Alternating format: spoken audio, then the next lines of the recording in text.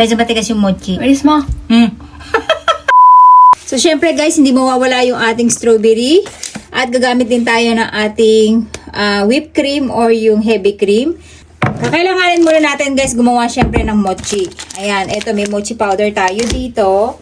Tapos i-range lang natin to guys. Kung wala kayong range, pwede kayong gumamit ng halal. So dito napakasimple lang guys. Mag-a-add lang tayo ng ating mochi. Mga ganyan lang kasi konti lang naman yung ating strawberry. Tapos, mag-a-add tayo ng sugar. Ayan, so tatansyahin lang din natin. Hindi masyadong matamis. Sakto na to guys. Konti lang to eh. Mga 2 kutsara lang siguro to. Haluin lang natin to. Maigi. Ayan. Mag-a-add tayo guys ng ating tubig. Ayan. So, tansyahin nyo lang guys. Kailangan ay hindi malabnaw. Kung hindi, magiging lugaw sila. Tapos, i-arrange lang natin to at tatakpan natin para hindi siya umapaw. Antabayanan lang natin guys kasi baka tumigas. So, ayan guys. Hahaluin lang natin to ulit. Okay. Hindi natin pwede biglain sa tubig. So, ito napakamura guys. Nabili ko lang dito sa Gyomu. Sa mga magtatanong, ayan, ang dami niya ay 1 liter. Tapos, sarado lang natin ulit.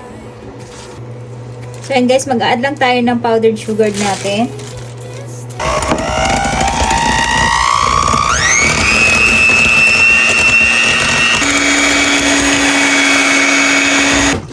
So, dito natin sila i-whip sa ibabaw ng ating yelo.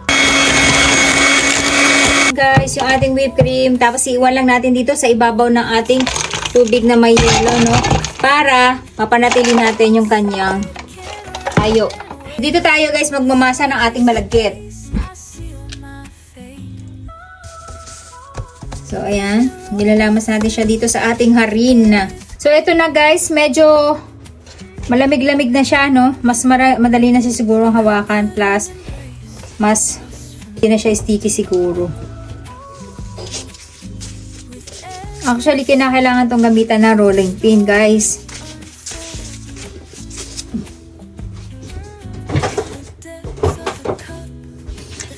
Yan.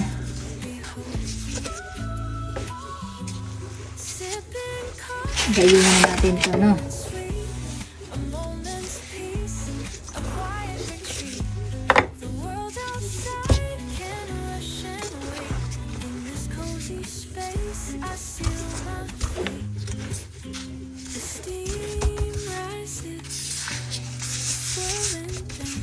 Tapos meron tayo dito guys ng cookie cutter. Ayan, ang gagawin natin ay kukunin lang natin tong area na to. Okay.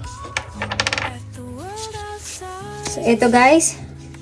Tapos, maglalagay lang tayo ng ating whipped cream. Actually, maganda to nasa piping bag. Tapos, ilalagay natin tong ating strawberry. Saka natin to isasarado. Ayan. At kailangan hindi natin maisama yung ating whipped cream. So, ayan guys. Tapos, ilalagay lang natin to dito sa ating cup. Okay. So, papalamigin lang natin yan. Okay. So, yan. Tapos, stretch lang natin.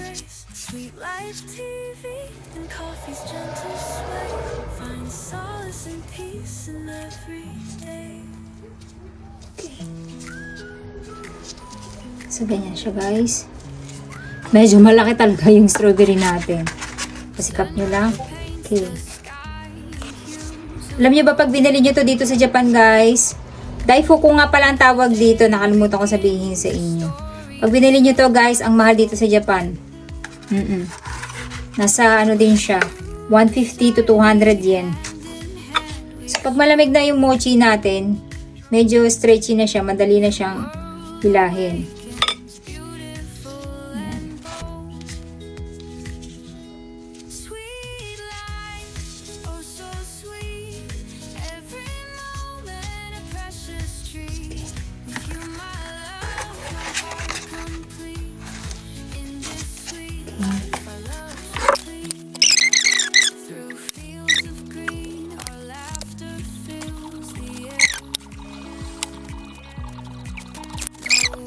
Tapos ito, sayang to eh. Actually, natin itong i-freezer. Tapos ito guys, may paggagamitan tayo. Mamaya papakita ko sa inyo. Gagawa tayo ng dessert sa Japan. Lagay natin sa piping bag guys. Pwede natin ilagay sa ref. Ang sarap ng whipped cream na to guys. Panalo kayo sa pancake dito. Bukas gagawa tayo ng chocolate cake natin guys. Ayan. So, itatago lang natin siya sa ref. Para magamit natin siya sa paggawa ng cake. Ito guys yung ating instant whipping cream na pwede natin itago sa ating ref anytime. Jajang! Ito na guys yung ating ice cream. Abo na. Kakainin na namin. Di pa pala namin nare-record. Medyo mahirap siyang tanggalin sa akin ha. Natatanggal mo? Oo nga. Sa akin hindi eh. Tumikit. Ayan na guys. Nay. Itadakimasu. Itadakimasu. Maganda kasi ito guys. Na medyo matigas yung mochi. Bilis mo. Ang lamig. Sumita.